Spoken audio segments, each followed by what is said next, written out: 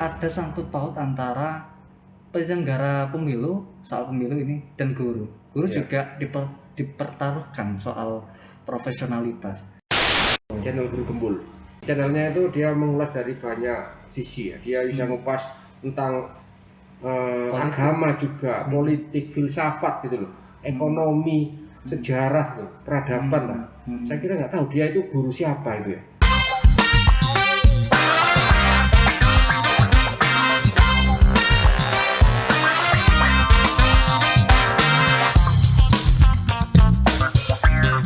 Bismillahirrahmanirrahim. Assalamualaikum warahmatullahi wabarakatuh. Waalaikumsalam warahmatullahi wabarakatuh.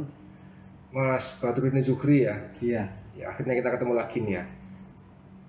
Sudah dua kali. Ini saya satu-satunya yang 2 kali loh ini. Iya. Lainnya belum ada, lainnya cuma sekali. Tapi kali ini kita akan bicara tentang Hari Guru, Mas ya. Hari Guru. Ya, karena Mas Zuhri salah satu guru ya. Guru di SDN Pleret 1, Posyandu Pasuruan. Guru di SDN Pleret 1. Pleret 1. Ya. Itu sejak kapan jadi guru, Mas? Sejak, kalau di SDN Pleret 1 sejak tahun 2020. Kalau sebelum-sebelumnya itu 2018 itu sudah jadi guru, Pak. Cuman di daerah Persepang seperti itu. Guru SD juga? Iya, guru SD juga. Ya. Pertama saya mengucapkan selamat Hari Guru, Mas ya. Iya, siap. Sekarang ini masuk Hari Guru yang ke 27, Pak. 27. Temanya apa? Ingat temanya? Temanya apa ya? Lupa saya, Pak. Apa ya? Lupa saya, Pak. Intinya tentang pengabdian. Sekarang ini. Ya. Oke, kita coba kupas Hari Guru ya. Kita hubungkan antara guru dan demokratisasi itu ya. Guru, Hari Guru itu ada sejak kapan sih, Mas? Ngomong tentang Hari Guru sebenarnya kita ngomong sejarah dulu ini, Pak. Jadi sejarah guru itu sejak pada kemerdekaan, tepatnya di tahun 1945. Sejak November tanggal 23 sampai 25 itu guru-guru itu mulai merapatkan barisan. Pada waktu itu kan dinamika penjajahan masih ada waktu itu. Terus kemudian guru-guru waktu itu di daerah, tepatnya di kota Surakarta, guru-guru kumpul. Terus kemudian rapat terkait persatuan guru waktu itu. Terus kemudian tercetuslah Perkumpulan Guru Republik Indonesia, yaitu PGRI. Nah, pada waktu itu tepatnya pada tanggal 25. Tapi seiring berjalannya waktu itu keputusan Presiden nomor 78 tahun 1994 itu menyatakan bahwasannya Hari Guru itu dilaksanakan pada tahun itu, pada 25 November tahun 1994. Berarti kalau sekarang sudah 2021, maka Hari Guru itu sudah umur 21 tahun. Itu Pak ya, 21 tahun. Nah, itu terkait sejarah. Terus ngomong tentang guru sebenarnya waktu adanya koordinasi, adanya rapat di PGRI itu ngomong tentang peran strategis guru dalam mencerdaskan anak bangsa seperti itu. Itu waktu tahun 1945 seperti itu. Gitu, Pak. Ya. Mas Zuhri ini jadi guru karena memang keinginan kan ya? Bukan karena terpaksa ya? Bukan karena terpaksa. Bukan. Terpaksa memang dari keinginannya. Dari keinginan, Pak. Memang keinginan ya. Jadi saya ceritanya waktu saya ini lulusan SMK, Pak. Lulusan SMK Salahuddin. Ya. SMK Salahuddin itu jurusan otomotif, lulus, terus kemudian ke STAI Salahuddin, kuliah PAI. PAI ya. PAI, Pendidikan Agama Islam. Ya. Nah, itu kan ranahnya ke pendidikan seperti itu. Nah, saya itu waktu itu kebetulan umi saya itu ngarang ke situ. Kalau saya sebenarnya ada 2 jurusan yang pengen saya ambil. itu ada otomotif sama fisika. Soalnya basic saya di fisika. Ya. Karena saya memang backgroundnya di pendidikan, akhirnya umi saya waktu itu ngobrol sama saya, wis nggak usah kuliah jauh-jauh kayak gitu. Di Pasuruan ada, di sini aja di Stay Saltin kayak gitu kemarin. Akhirnya sampai sekarang ini. Berarti cita-citanya sejak dulu kepingin jadi guru apa enggak itu Mas? Cita-cita. Kan cita-citanya yang jadi dokter, pilot gitu. Kalau saya cita-citanya pengen jadi menteri, Pak. Menteri Waduh, Pendidikan. Menteri Pendidikan, Mas Nadiem tuh ya. Iya, Mas Nadiem. Oke Mas, sekarang kita coba lebih dalam ini ya. Iya. Nah, guru itu kan fungsinya atau perannya itu kan untuk apa? Mendidik, anak Mendidik. didik atau menjelaskan anak bangsa ya. Mm-mm. Nah, kita bicara situasi pandemi dan pasca itu ya. Nah, dalam situasi pandemi apalagi muridnya itu kan anak SD ya. Iya. Anak SD. SD. Itu gimana Mas proses pembelajarannya itu? Waktu di pandemi, khususnya di SDMP 1 di daerah Posentra itu, kalau pandemi itu pembelajaran online, Mbak. Pembelajaran online kita, kalau saya di guru PAI beda dengan guru-guru yang lain. Ada yang pakai Google Form, ada yang pakai Zoom, ada yang pakai Google Meet ini ya. Google Meet. Terus kalau saya biasanya pakai Google Meet itu. Nah, terus kemudian biasanya pakai Zoom, gantian ya bahasanya. Malah cuma pakai LKS di foto selesai. Gara-gara kan di semua murid itu nggak sama. Artinya kebutuhan ada yang kaya, ada yang miskin, ada yang punya HP, ada yang enggak, seperti itu. Seperti itu. Makanya saya menyesuaikan, seperti itu. Saya menyesuaikan, akhirnya ada seringkali saya juga pakai HP cuma di foto aja, terus dikirim ke anak-anak, suruh ngerjakan, terus kemudian seperti itu. Terus ada pakai Zoom pun itu enggak maksimal karena banyak anak yang rame seperti itu. Waktu di Jadi pada ngomong sendiri gitu kalau di Zoom itu ya. Iya.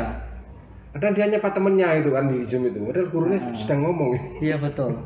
Tak suruh gini, Bapak Ibu tolong didampingi anaknya. Nanti waktu Pak Zuri ngomong, nanti suaranya di-mute semua seperti itu. Tak perintahkan seperti itu. Berarti semuanya itu sudah di-mute. Terus kemudian saya ngomong, loh, rame 1, rame 2, rame semuanya. Aduh, pusing saya. akhirnya waktu itu ya segini aja, satu-satu saya tanya. Nela sekarang tugasnya membaca surat Al-Fatihah kelas 1 itu. Satu-satu ya, nanti kalau sudah keluar Zoom, kalau sudah keluar Zoom, saya gitu kan, biar nggak rame gitu, Pak. Iya. Google Meet juga sama. Yang efektif itu sebenarnya pakai Google Form, itu efektif. Jadi anak-anak saya buat konsepan di Google Form. Penugasan gitu ya. Iya, penugasan itu soal-soal langsung, Pak. Soal-soal langsung. Ada nama, kelas, terus kemudian kasih soal. Ada sampai 5 atau 10 seperti itu.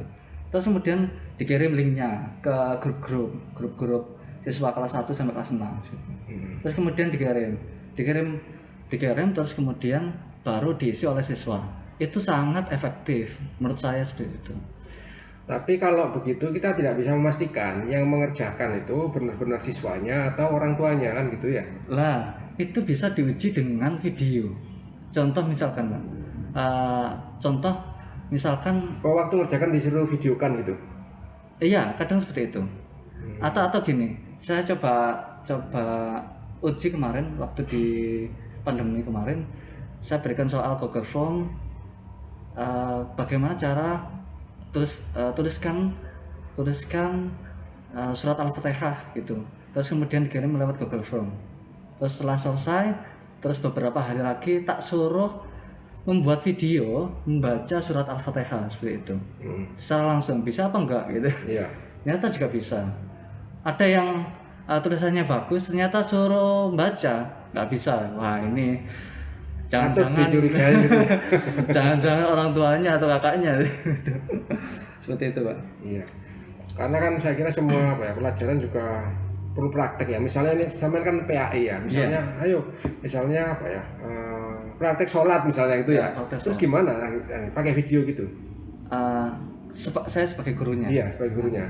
Kalau di pandemi kemarin itu saya ngirim video Pak, akhirnya saya ngirim video ke grup kelas. Saya ngirim video ini cara praktek sholat, misalkan sholat duhur beserta niatnya, terus kemudian ada gerakannya. Saya kirim terus kemudian anak-anak lihat, terus kemudian bawahnya tak kasih, silakan buat video praktek sholat duhur misalkan gitu. Ya. Nanti silakan kirim ke Pak Zuri, ke nomor Pak Zuri 089, tak kasih nomor saya, terus kemudian dikirim. Tak kasih batas waktu juga, biar tidak molor kayak gitu. Iya. Kadang-kadang sampai besok-besok itu kadang-kadang tidak dikirim badan. Nah akhirnya tak kasih waktu sampai jam 8 gitu, jam 8 malam gitu. Kan karena keterbatasan kadang-kadang orang tuanya ada yang kerja seperti itu. Ada yang HP-nya itu HP-nya orang tuanya itu. Iya. Jadi repot Pak, repot kalau pandemi itu. Repot sekali. Susah. Ya itu mengikuti akhirnya. Kalau misalkan banyak di kelas 3 misalkan kebanyakan anak-anak itu banyak yang punya HP, tak buat Zoom kayak gitu. Tak buat Google Form.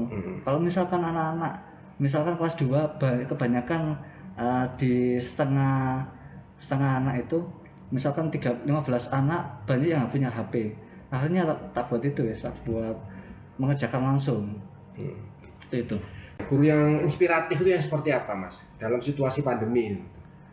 Guru yang dari cerita itu kan kita bisa membayangkan lah ya, betapa repotnya itu ya, mengajarkan apalagi nih siswanya SD itu ya. Iya betul. Seperti apa Mas guru inspiratifnya? Menurut saya guru yang inspiratif itu yang memberikan terobosan besar, terutama di era revolusi 4.0 seperti itu. Terutama kita memberikan terobosan besar terkait digitalisasi, entah itu pembelajaran melalui Zoom atau melalui Google Meet atau melalui Google Form seperti itu. Itu termasuk terobosan besar bagi peserta didik. Upaya kita kan sebagai guru kan sebenarnya kita mendidik, terus membimbing, menilai, mengevaluasi seperti itu Pak. Jadi kita coba memberikan terobosan besar terutama kepada peserta didik agar bisa memahami soal, agar bisa memahami materi seperti itu. Seperti itu. Tidak semua guru itu kan bisa adaptasi dengan teknologi dan sebagainya. Misalnya kalau Mas Zul ini kan masih muda ya. Kalau guru yang mohon maaf ini Bapak Ibu guru ya. Misalnya Bapak Ibu guru itu yang sudah sepuh gitu ya. Bagaimana mereka beradaptasi dengan teknologi itu? Menggunakannya itu seperti apa? Bisa mereka ya? Alhamdulillah gini Pak. Jadi waktu saya tahun 2021 saya masuk tahun 2020 saya masuk di sana. Saya coba menggiring sekolah itu ke arah digitalisasi, terutama karena di sana itu masuk pada era pandemi. Akhirnya saya ngomong ke Pak Kepala Sekolah, Pak Abdi waktu itu, Pak, saya punya pembelajaran terkait digitalisasi. Saya coba tawarkan ini Pak, produknya Pak, Google Form itu Pak. Pertama Google Form. Nanti guru-guru kalau misalkan tidak paham saya ajari Pak ini. Akhirnya waktu saya masuk di sana itu Pak, awal itu saya yang isi pelatihan Google Form, cara membuat soal, terus kemudian cara membuat materi di Google Form seperti itu. Terus kemudian kedua, saya coba mengenalkan Zoom. Guru-guru kan namanya guru-guru sudah sepuh kan, tidak ngikuti Pak. Akhirnya saya juga waktu itu yang ngisi pelatihan di Zoom. Gini Bu caranya, saya tunjukkan. Ini nanti kalau misalkan biar anak-anak waktu pembelajaran ngomong nanti disuruh mute, atau misalkan anak-anak mau tanya jawab nanti bisa melalui chat atau bisa dinyalakan speakernya seperti itu. Saya kasih arahan seperti itu waktu itu. Akhirnya bisa itu ya? Ya alhamdulillah bisa. Sampai sekarang pun karena ini kan sudah masuk era pasca pandemi. Ya. Pasca pandemi. Karena anak-anak ini sudah masuk 50%. Ya. Ya. Kalau sekarang kan sudah mulai tatap muka sudah ya. Sejak kapan tuh Mas? Sejak bulan September. September ya. Bulan September itu masuk tatap muka. 50% dari kapasitas itu ya. Iya, 50%. Itu tapi juga tidak sampai siang ya, sampai jam berapa ya? Sampai jam 9. Oh, jam 9 ya. Sampai jam 9. Nah, ini gimana sih dampak dari apa ya? Setelah mereka mengalami pembelajaran secara daring kurang lebih 1 tahun lebih, 1,5 tahun lah ya. Terus ketika mereka masuk tatap muka, itu seperti apa Mas perubahannya dari para siswa itu? Iya, kalau pandangan saya sebagai saya kan ngajar PHI Pak.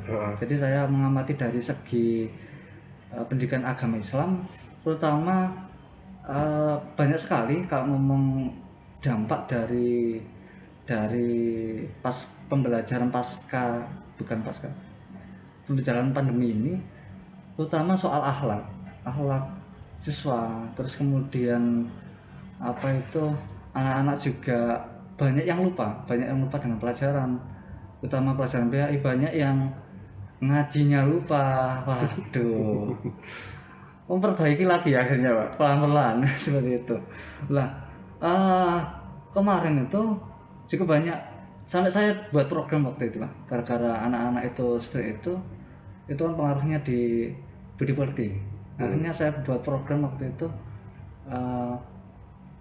penguatan nilai-nilai religi untuk membentuk akhlak siswa yang baik, seperti itu. Saya buat program dari bulan November kemarin mulai jalan, itu rutin. Nilai kegiatannya itu berupa pembacaan juz amma, istighosah dan lain-lain itu Pak. Itu. Ya. Tadi Mas Zuri bilang tentang akhlak ya. Seperti apa sih akhlaknya mereka itu?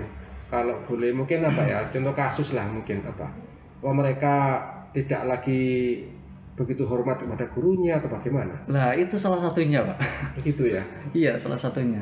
Jadi dampak dari pandemi ini kan anak-anak kan sering main HP Pak. Terus kemudian sering main dan lain-lain itu. Nge-game juga. Nge-game itu. Sering TikTokan. Yang hafal TikTokan. Iya, TikTokan. Lah, itu kalau ngomong soal akhlak, ya banyak lah anak-anak itu ngomongnya kotor seperti itu, ngomongnya ngawur, aduh. Ya sampai hal-hal yang jorok itu dia katakan, wah ini bahaya ini. Kalau pandangan dari segi saya, dari PHI, ini perlu jadi guru itu perlu gerakan dohir batin. Itu sangat perlu. Gerakan dohir kita mengajar seperti biasa, kita memberikan motivasi kepada siswa, kita mendidik, membimbing seperti orang tua. Gerakan batinnya ya kita harus mendoakan seperti itu. Kita mendoakan kepada siswa agar akhlaknya siswa ini bisa berubah menjadi lebih baik seperti itu. Sekarang ini kan ketika masa online itu ya Mas Zuri ya, banyak yang belajar melalui media online ya, termasuk mungkin dari YouTube, mungkin dari platform-platform lain itu ya. Kalau belajar melalui online itu apa sih bedanya belajar online dengan belajar ketika tatap muka? Bedanya belajar online sama belajar tatap muka sebenarnya banyak plus minus sebenarnya. Kalau ngomong belajar online, jadi anak-anak lebih kenal dengan media seperti itu. Jadi media YouTube, kemudian ada media WhatsApp, Instagram seperti itu. Kemudian media sebenarnya membaca lewat TikTok kan juga bisa seperti itu. Tapi kalau TikTok sekarang itu nggak tahu Pak. Banyak video-video joget seperti itu. Iya, ada jogetnya itu kan kalau TikTok. Akhirnya anak-anak juga gitu kan ya. Iya, ngeprank. Akhirnya anak-anak juga ngikuti soal itu. Nah, itu soal plus minusnya di pembelajaran online. Yang pembelajaran tatap muka ini sangat banyak. Terutama chemistry antara guru dan anak itu sangat penting. Jadi guru itu tidak lagi memberikan ilmu saja, tapi kita harus berperan sebagai orang tua, yaitu ya mendidik seperti itu, kemudian menjadi tempat curhatan siswa, terus kemudian membimbing, kemudian mengevaluasi, kemudian menilai seperti itu. Menilai bukan hanya menilai dari lembaga kerja siswa, bukan hanya itu, tapi menilai akhlak dan menilai budi pekerti dan lain-lain seperti itu. Lengkap kalau ngomong guru itu. Iya. Terus ini kan sudah berapa bulan? September, Oktober, November, 3 bulan ini ya. Tatap muka sudah 3 bulan ya. 3 bulan. Nah itu apa sudah ada dampak, sudah ada perbaikan dari yang tadi akhlaknya kurang tadi itu? Soal program. Iya. Nah, jadi alhamdulillah dengan berjalannya program itu, meskipun ini masih 1 bulan, Pak. Kemarin saya coba 1 bulan, jadi pelan-pelan anak-anak melalui gerakan pengamalan nilai-nilai religi itu, pembacaan juz amma, terus kemudian istighosa, itu pelan-pelan, terus kemudian diimbangi dengan setiap guru masuk kelas itu memberikan motivasi, terus kemudian memberikan pengetahuan tentang budi pekerti, pentingnya budi pekerti bagi siswa, kepada guru, kepada orang lain, kepada sama seperti itu. Ya, alhamdulillah dengan berjalannya 1 bulan kemarin itu sedikit-sedikit sudah mulai berubah anak-anak. Mulai pulih kembali. Iya, mulai pulih kembali. Alhamdulillah seperti itu. Yang biasanya anak-anak itu ketemu itu nggak nyapa atau misalkan nggak salaman, itu sekarang itu mulai sudah salim sama gurunya ya. Alhamdulillah seperti itu. Yang dulunya sering berkata kotor sama temennya, Mas, sama temennya sering berkata kotor, terus sekarang mulai pulih. Wah, itu alhamdulillah. Saya dari PS1 itu coba perbaiki soal akhlak budi pekerti itu, Pak. Itu. Iya. Karena temanya hari pendidikan apa tadi? Berbakti apa tuh? Coba lihat kan itu. Bergerak dengan hati, pulihkan pendidikan gitu ya. Jadi harus sekarang memulihkan pendidikan itu seperti yang dilakukan Mas Zuhri tadi itu berarti ya? Betul. Jadi gerakan-gerakan itu, Pak, yang kita coba pulihkan. Ya, gerakan kalau dari segi pendidikan agama Islam melalui nilai-nilai religi gitu. Iya. Melalui gerakan dohir batin itu, Pak, itu sangat perlu gitu. Karena meskipun ya namanya guru harus tetap buka langsung begini ya. Iya, kalau iya, online itu kan lain ya.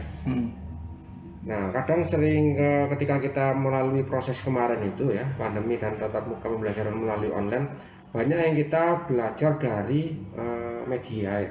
Iya. Dari akhirnya Google menjadi gurunya kan gitu. Gimana kalau seperti itu, Mas? Soal Google menjadi gurunya. Iya. Kalau itu apa-apa tanya ke Google kan gitu ya. Iya. Nggak bisa tanya gurunya. Akhirnya gurunya juga Google, Pak. Itu menurut saya sangat membahayakan, Pak. Sangat membahayakan bagi siswa. Soal referensinya itu belum memadai seperti itu. Takutnya kalau PAI ini ada aliran-aliran yang berusaha itu merasuki siswa-siswa. Ya? Wah, itu bahaya itu. Memperbaiki lagi akhirnya. Waduh, PR-nya guru PAI itu. Kalau ngomong soal PAI, iya. Kalau ngomong soal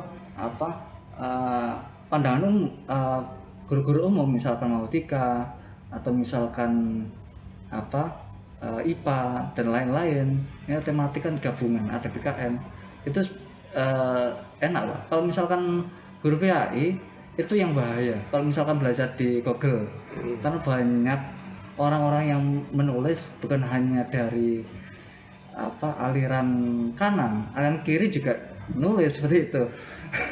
Waduh. Kalau misalkan anak baca 1 kali 2 kali, terus kemudian anak-anak kadang-kadang tanya seperti itu, bagaimana hukumnya seperti ini, Pak? Lah itu kalau misalkan tidak diberikan pemahaman waktu masuk, wah itu bahaya sekali. Bisa liar nanti mereka itu ya. Lah, liar, benar.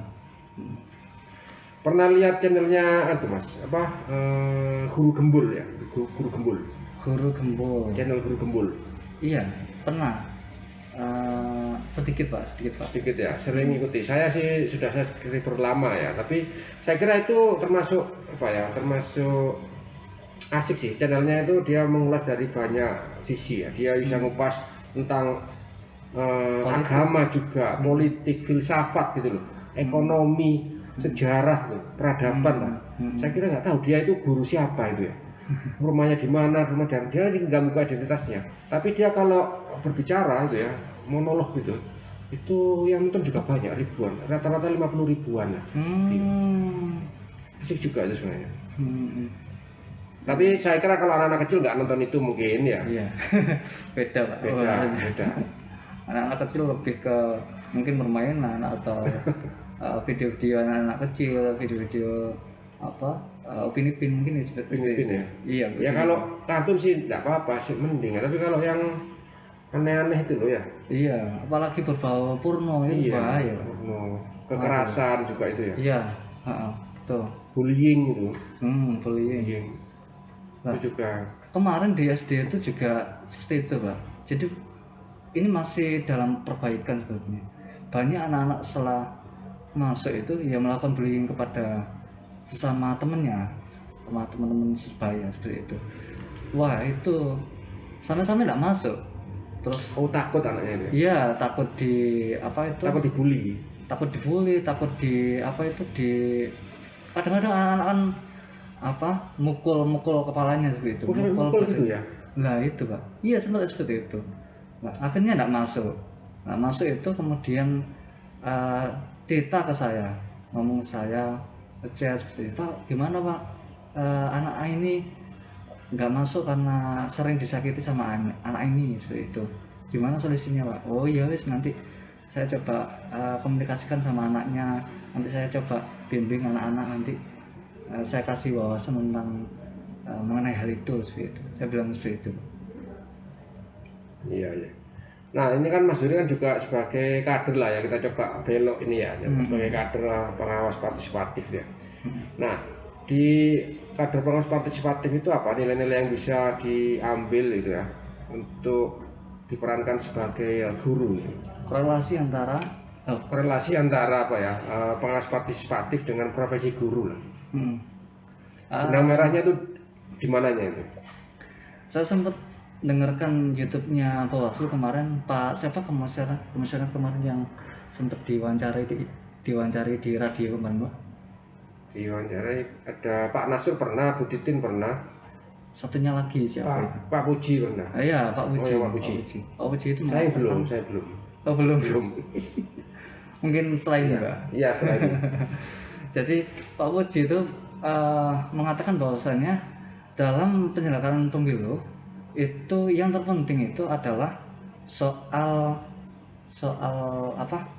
Soal profesional penyelenggara pemilu yang pertama. Yang kedua soal integritas.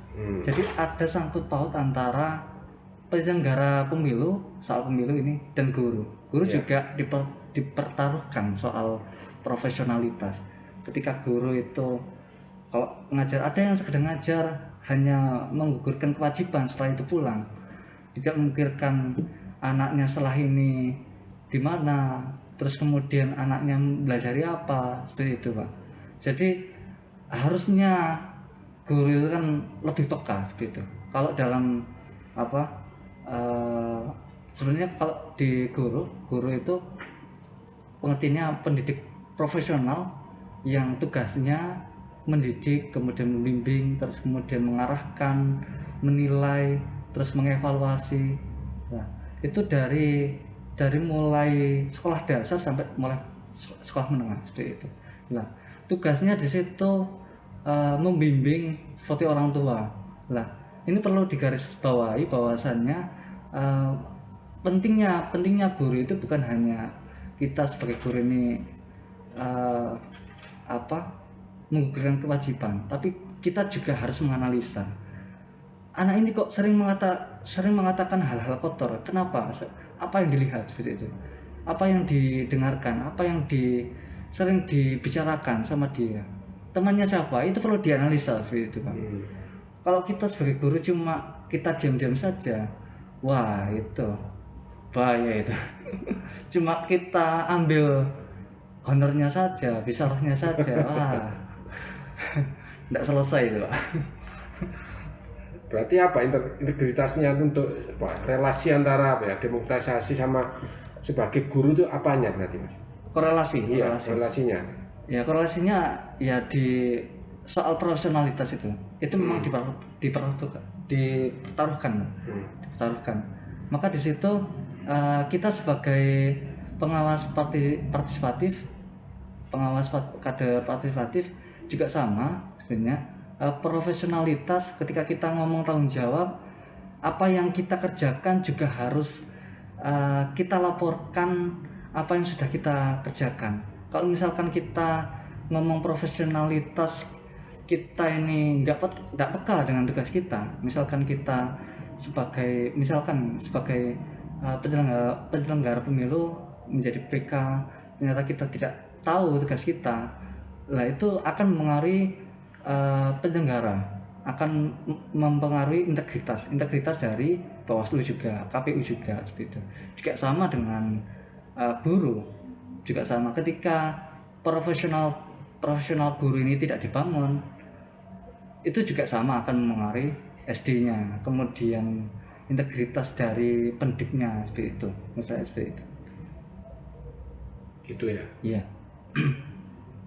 Berarti integritas itu memang menjadi menjadi peran yang sangat penting ya dalam semua profesi itu ya. Semua profesi. Termasuk profesi guru gitu ya. Termasuk profesi guru, karena kita sekarang ngomong tentang guru. Karena ngomong guru kita ini ya. Dulu kalau masih ingat guru favoritnya siapa ketika masih SD? Kalau dari SD nggak ingat ya, Pak. Nggak ingat ya. Sebenarnya kalau di SD itu yang paling favorit itu masih masih belum ada rasa-rasa seperti itu. Ketika terbentuknya sebenarnya di SMP, MTS atau di SMK itu mulai. Saya suka guru ini. Masih ingat siapa? Iya, guru favoritnya siapa? Kalau dulu di SMK itu guru fisika. Namanya Pak siapa? Masih ingat? Bu Febri nggak salah. Iya, Bu Febri. Bener berarti. Lah, itu mengajar guru fisika. Nah, beliau itu karena dia ngomongnya enak Pak, terus kemudian pendekatan dengan siswa itu bagus. Cara komunikasinya dia dengan siswa itu bagus. Nah, itu yang saya rasakan, wah ini guru favorit seperti itu. Selalu mendampingi siswa ketika ada kesulitan, terus sering kalau misalkan ada hal-hal yang menjadi kesulitan siswa, beliau itu mesti turun, mesti seperti itu. Ada kesulitan apa? Sini coba saya bantu seperti itu. Itu yang menjadi nilai tawar sebenarnya seperti itu. Itu ya. Iya. Mas ini kembali ke ini ya, guru ya. Ketika proses pembelajaran online, kemudian pembelajaran sekarang tatap muka, itu kan kita sudah dapat mengidentifikasi murid-murid yang punya kecerdasan lebih dibandingkan dengan yang lain yang mungkin standar atau yang mungkin di bawah itu ya. Nah, ketika sekarang ini kembali lagi ke tatap muka, itu kelihatan nggak sih itu? Mereka yang tetap prestasi itu tetap punya prestasi atau seperti apa itu? Iya, jadi kalau di pandemi ini di SD saya. Iya. Jadi di pandemi itu anak-anak itu, karena waktu saya masuk di sana itu waktu pandemi, jadi tidak bisa. Masuk sudah pandemi ya? Tidak bisa menganalisa. Jadi masuk sudah hanya lihat layar aja tuh ya murid-murid ini ya, satu-satu ini ya. Ini yang mana? sampai saya itu pernah ke jalan, pernah naik sepeda motor disapa, Pak Zuri kayak gitu. Siapa ya? Nanti nyapa mungkin muridnya itu mungkin ya? Iya mungkin seperti itu Pak. Nah akhirnya saya di situ menganalisa murid-murid ini yang pintar yang mana, yang kurang pintar yang mana. Sulit waktu itu. Nah setelah pasca pandemi itu kelihatan. Nah di pandeminya itu anak-anak itu nilainya itu 100 Pak, 150. Tidak kelihatan yang mana yang pintar, yang mana yang kurang pintar. Ada yang nggak ngerjakan sama sekali. Wah, ini bahaya ini, tidak aneh. Ada kalanya dia nggak punya HP. Yang pertama, yang kedua malas seperti itu. Ternyata ada kebanyakan yang memang di SD itu nggak punya HP. Akhirnya waktu itu tak suruh ke sekolah, terus kemudian tak kasih tugasnya melalui modul waktu itu. Nah, setelah pasca pandemi itu kelihatan anak-anak yang bisa baca Al-Quran, terus anak-anak yang bisa yang pintar di PAI seperti itu. Sama soal misalkan soal pembahasan soal sholat, misalkan soal sholat, coba Duk, kamu praktekkan gerakan sholat subuh. Oh iya Pak Juri. Nah itu bisa Pak, mulai awal sampai akhir bisa. Ada yang di pandeminya itu dia sering mendapatkan 100, terus kemudian masuk di pasca pandemi nggak bisa apa-apa. Kelihatan aslinya sudah nih ya. Iya, lah ini perlu dicurigai. Patut curigai nih. Kemarin siapa yang mengerjakan itu? Siapa yang mengerjakan? Wah itu. Biasanya kalau anak kecil ditanya itu jujur nanti dia itu. Coba aja ditanya. Itu kemarin siapa yang ngerjakan? Mamanya atau ayahnya gitu mungkin. Iya, ya mungkin seperti itu Pak. Jadi di pasca pandemi ini saya akhirnya bisa menganalisa anak-anak yang memang pintar dan anak-anak yang kurang pintar. Di situ saya coba sendirikan. Jadi kelas-kelasnya seperti itu. Nanti yang pintar di sini, nanti yang kurang pintar nanti saya coba briefing lagi, saya coba kasih motivasi lagi, saya coba bimbing lagi seperti itu. Itu perlu ada kelas-kelas seperti itu, sehingga anak-anak ini bisa tercukupi masalah nutrisi pendidikan, nutrisi ilmu seperti itu Pak. Oke, saya kira itu Mas Zuri. Mungkin di bagian akhir Mas Zuri ingin mengucapkan pesan terhadap sesama rekan guru yang menyaksikan perbincangan kita kali ini. Iya, jadi mari kita sebagai guru berjuang, jangan soal anak didik maksudnya, jangan pilih-pilih antara anak yang bodoh terus kemudian anak yang kurang pintar sama yang pintar, tapi kita harus stabilkan masalah mendidik. Semuanya harus diayomi seperti itu. Semuanya harus kita ayomi. Prinsipnya, visi misinya kita harus mencerdaskan anak bangsa. Visi misinya seperti itu Pak. Tujuannya kita harus seperti itu. Cita-citanya.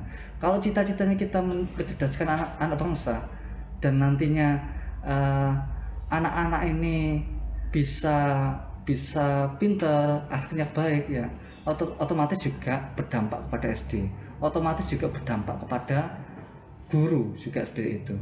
Wah, ini dulu anak-anak didik saya seperti itu. Nah, saya juga turut bangga seperti itu. Itu mungkin kesan dan pesan. Jadi kita harus mengajar kepada semua murid, jangan pantang menyerah, jangan keluh kesah, harus ikhlas seperti itu. Kalau kita ikhlas, insya Allah hasilnya baik seperti itu. Oke, terima kasih Mas Zuri ya, sesuai temanya ya. Iya. Dengan hati ya, mengajarkan hati gitu ya. Iya. Nah, pulihkan pendidikan. Semoga pendidikan kita segera pulih, semua pendidikan segera normal kembali ya. Dan guru juga bisa menjalankan fungsinya dengan baik, mencerdaskan anak bangsa secara langsung, tidak melalui media. Mungkin Pak, kita sama-sama ngomong soal mengucapkan selamat Hari Guru seperti itu. Bersama-sama kita nih. Iya, Oke. 1, 2, 3 ya. Ya. Selamat Hari Guru yang ke berapa? 27. Selamat Hari Guru yang ke-27 tahun 2021. Iya. Oke. Terima kasih dan sampai ketemu berikutnya. Assalamualaikum warahmatullahi wabarakatuh. Waalaikumsalam warahmatullahi wabarakatuh. Bertugas untuk mengawal demokrasi bangsa Indonesia.